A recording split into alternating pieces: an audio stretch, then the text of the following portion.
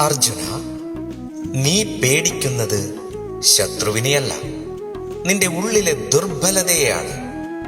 ഈ ലോകം കരുണ കാണിക്കില്ല. നീ വീഴുമ്പോൾ കൈത്താങ്ങാകുന്നവരെക്കാൾ നീ വീഴുന്നത് കാണാൻ കാത്തിരിക്കുന്നവരാണ് കൂടുതലായി. നീ നല്ലവനായി ജീവിച്ചാലും നിനക്ക് ശത്രുക്കളുണ്ടാകും. കാരണം സത്യം പലർക്കും സഹിക്കാൻ കഴിയില്ല. അതുകൊണ്ട് കേൾക്കൂ അർജുന, നിനക്ക് എല്ലാവരെയും രക്ഷിക്കാൻ കഴിയില്ല. പക്ഷേ നിന്നെ തകർക്കാൻ വരുന്നവരെ നിർത്താൻ നിനക്ക് ബാധ്യതയുണ്ട്. ദയ കാണിക്കേണ്ടത് അർഹിക്കുന്നവർക്കാണ്, എല്ലാവർക്കുമല്ല.